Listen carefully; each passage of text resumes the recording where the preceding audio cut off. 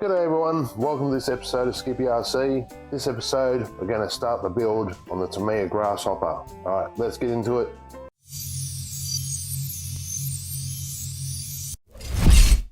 Okay, so before even opening the box, some things you'll need. As you've seen in the last video, the screwdriver, preferably one that's the JIS head because it just works so much better.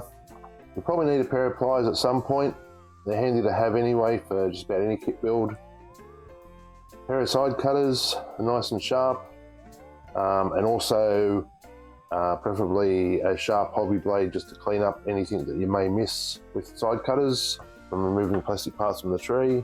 And you'll need your radio. I think early on is the servo.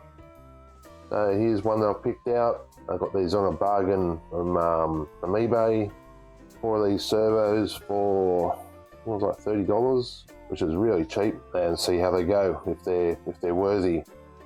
I've already centered this just by plugging in all my RC gear, the receiver, speed controller, and turning on the radio, turning on the speed control, and then making sure that the transmitter is centered and that the servo will be centered, so it's ready to go now.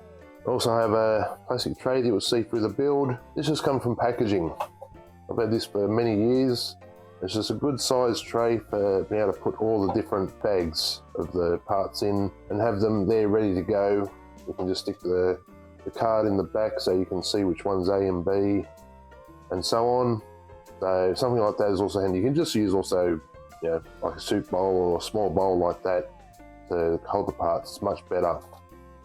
Or if you've got a few of the trays, for a lot of the later kits, Tamiya basically does it so it's one bag at a time, but you will get some where you need multiple bags, so to have more than one tray to put parts in is quite useful.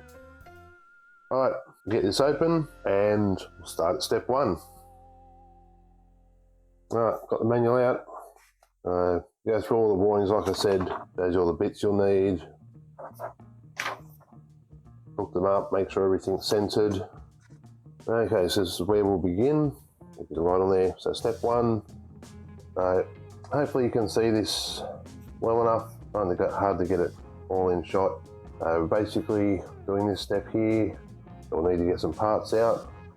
So here, this metal bag's apart. We're going to need bag B and bag D for this step.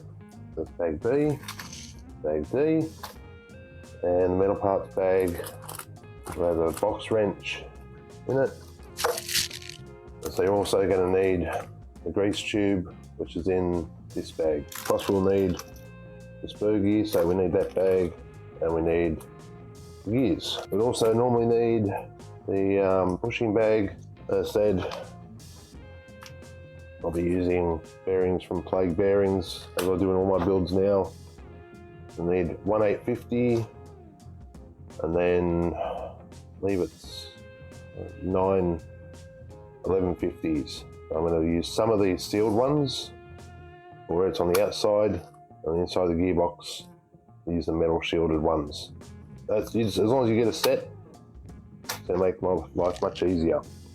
Also, when you're opening these bags, just be careful of the paper clips, especially when you're doing the motor step. If you've got these just laying around bits, these can shoot inside the motor because they're only very light and get stuck on magnets and possibly jam and damage the motor. So just be careful, make sure you put them well and truly out of the way, preferably straight in the trash or that, because they can get all over the place and be in the way.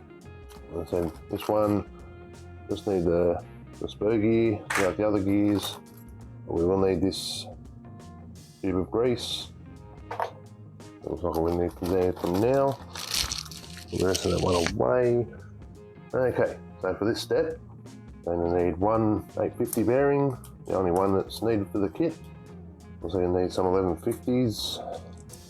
As I said, these rubber sealed ones, I'm just going to do 2 on the outside of the outdrives, and these metal shielded ones, which don't have as much protection. I need 3 of them for inside the gearbox. We've got 5 bearings, 5 1150s, and a bag B. Need one 3x12 screw, And bag B has the shaft as well. There's only one, so you know it's going to be right. And then bag D down here, you need this spacer. This does have, when you go round, there is a little join marker there, and also 3 of these larger solid shafts, which once again, when you line it up with there, it is the same size. Well, I didn't realise this table was this uneven. I knew it was a bit uneven, but not that much. That's why I get these out now. We do have the magnetic tray. Because it will just keep everything from disappearing off the edge of the table. The bearings are easy because they're flat. Alright, next part we'll need is the gearbox halves and B3, which is this little part down here, the oil cover. It says the oil, even though we don't use oil in these gearboxes. So I need these 2 large parts of the gearbox and the oil cover.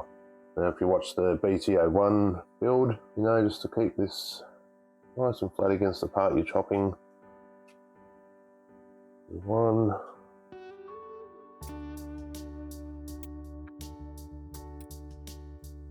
This top one here is always fine because it's got a little notch. It's on a little bit of a notch there. Let's clean these up quickly with a blade. Always be very careful. Try and take off any sharp edges so that when you put it together, it's all nice and smooth.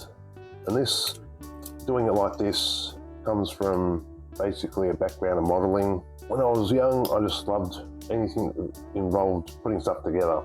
First it was Lego, then it was model kits, which also later on introduced me to painting. They're pretty clean. But at the end of the day, you spend a lot of time working on something and it sat on the shelf and couldn't do anything. And then when I discovered RC, that was it. I was like, okay, I can do my modelling and build and paint, but then I can actually go and do something with it afterwards. And ever since then, modelling went out the window, Lego pretty much went out the window, it was just RC. Okay, so we also need these 2 shafts, one of these gears. It just goes all the way down like that. Another thing I'm going to do now, get this open, just gently put the knife and give it a little twist. Just to stop that from just falling off all the time. A little bit of grease around there, and hey presto, there's going to be grease on anyway, so using grease to hold things in place in gearboxes is highly recommended. First thing with this step is you want to get shaft located where it goes. There's a reason for this. Next, put on the 1150 bearings. You can drop burr gear over that, and a single 850 bearing on top of that. Then we get our other axle, around it, another gear, and this is the one, there's that spacer. Also need bearing, will go in here, and that one is the spacer, will go in there, and that's to clear the spur gear. Okay, so that's one side done. The other side, same thing. Put the bearing in first on that one. Then get our one screw. That's for this cover piece. Also, there is a hole up there. You put it on. That plate piece will in the right place there.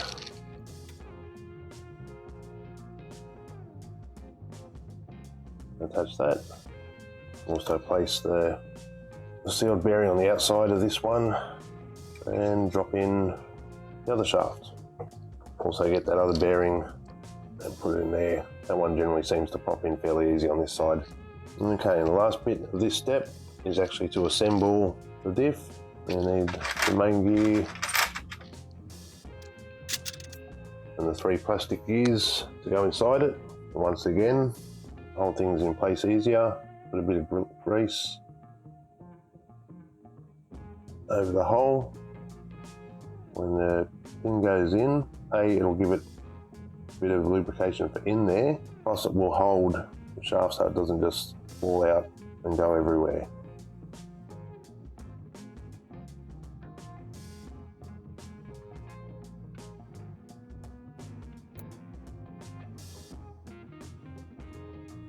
And there's the diff all done.